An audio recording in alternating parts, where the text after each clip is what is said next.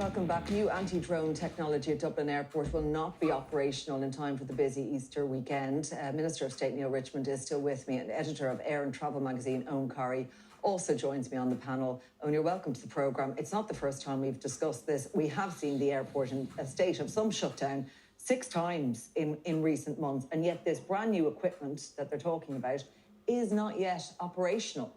What's the big hold-up, and is it down to who's trying to put it in place rather than the equipment itself? Combination of things.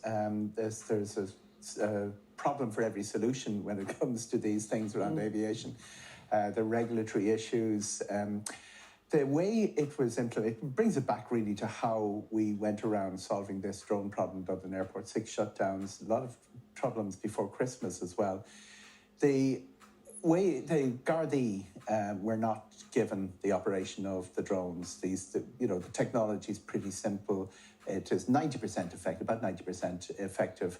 You can cut the radio signal, it returns it to where it was, or you can just drop it, which obviously has big implications if you're dropping it on a road on the perimeter of the Dublin Airport.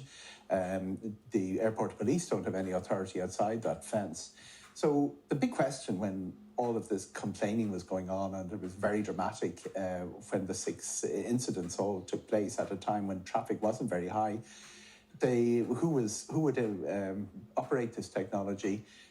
Dublin Airport were given the operation of it. They've given it to the fire service. The fire service makes sense because they're the ones who clear the birds. They're the ones who clear obstacles for. But they're still having to train people up, and there's still delays because they have to engage with Comreg over the technology they're using. Yes.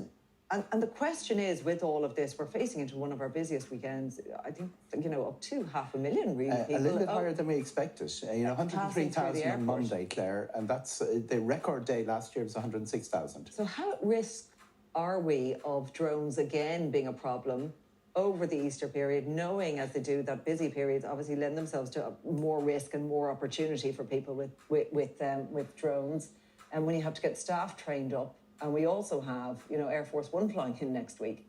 It's a huge issue because, had the Gardaí been given the technology, given the responsibility for doing it, you wouldn't have the same regulatory hurdles to overcome. Okay, let's come to Neil on that. Why weren't Gardaí tasked with this job? You're talking about big infrastructure here. Yeah. You're talking about like a really important infrastructural piece for the state, Dublin Airport. So the decision was taken that it's Dublin Airport. So Dublin Airport, as in the Dublin Airport Authority, was given the licence to procure the equipment. Was that the right thing to do, though? That was what the Minister deemed in consultation with the EAA, and also brings in the Irish Aviation Authority. Do you think, though, would you have done differently? Because it's something you've talked about. I think you've risen it. You've talked about it. You've risen it as an issue.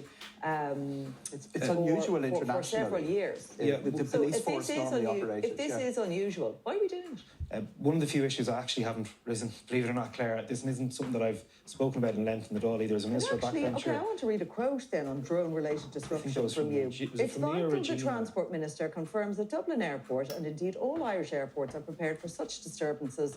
This around drone activity, when we saw instances at London Airport. And Irish travellers can rest assured that any possible drone attacks will be dealt with swiftly. That was you in 2019. 2019, yeah. So that was when I was in the Senate. So you did bring it up. Yeah, no, I thought you meant more recently in relation to the last 6. And the Minister at the time was Shane Ross. And that was 4 years ago. 4 years ago, and it was definitely a massive concern because that was in light of what was happening in Gatwick at the time. But certainly, it's a bigger concern here now because it's happening here. And it was happening in London then, and you were saying to Minister Shane Ross, do something about it. Yeah, and I certainly very disappointed that we're in the situation that we are, but I think we have the situation. And why was it ignored? I can't tell you what happened back in 2019. I raised it on the order of business in the Shannon in relation to Gatwick and gave the warning and gave the press release and mentioned in the chamber. Yeah. But more recently, what I think the most important thing is we get this in place as soon as possible, that the Irish Aviation Authority engages with the DAA to make sure that the regulations are met and that staff are suitably trained. Because this Should the Gardaí be doing it?